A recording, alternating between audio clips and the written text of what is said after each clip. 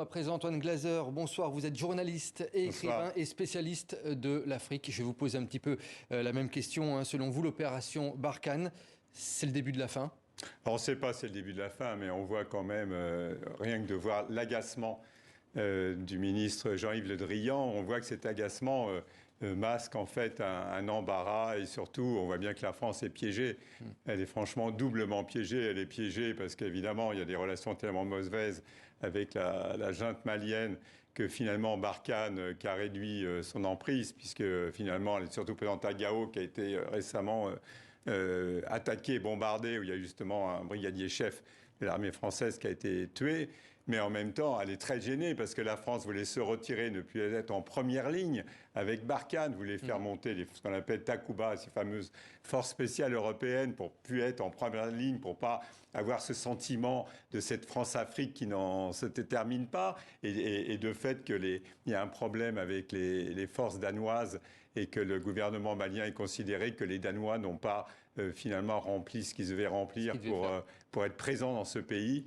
Ça complique vraiment la situation de la France. Mais Antoine Glaser, au-delà de la France, est-ce que c'est toute la stratégie européenne qui doit être remise en cause dans le pays? Très franchement, ce n'est pas la stratégie européenne, c'est la stratégie française. La France voulait plus être avec une armée très conventionnelle qui rappelait tellement vraiment la période de la guerre froide de la France-Afrique. Du coup, elle a essayé de mobiliser à travers des forces spéciales finalement un certain nombre d'Européens. Ça va de l'Estonie, du Danemark et autres, même si c'est 50, 60 hommes. Mais encore une fois, c'était très politique, même si apparemment Emmanuel Macron, qu'on avait rencontré avec un confrère pour un livre en septembre de 2020, il expliquait que Barkhane que le Takuba sans Barkhane et les forces de renseignement, finalement, c'est impossible de faire monter Takuba, d'avoir des forces spéciales sans avoir Barkhane.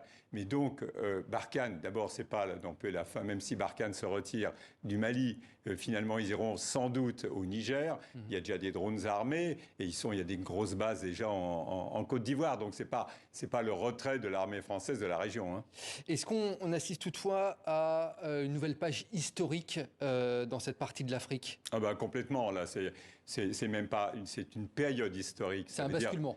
Complètement, ça veut dire on n'est pas du tout. Beaucoup de gens s'imaginent que c'est la lutte antiterroriste, mais c'est complètement sur Barkhane. La France est de plus en plus hors sol par rapport aux réalités politiques, sociales et économiques de l'ensemble de cette région. Les djihadistes ont déjà réussi à faire fuir tous les Occidentaux depuis le Soudan jusqu'au Tchad. Donc on est dans une période historique un peu post-coloniale, avec un certain nombre de pays qui se prennent en main. Ça commence avec des coups d'État, mais c'est un changement historique. C'est pas simplement des histoires d'humeur comme ça, de militaires. Il y a vraiment un changement, une période qui se termine, d'une France qui était quand même extrêmement présente des indépendants jusqu'à la chute du mur de Berlin. On rentre dans une période historique qui se termine un peu mal avec cette présence militaire française.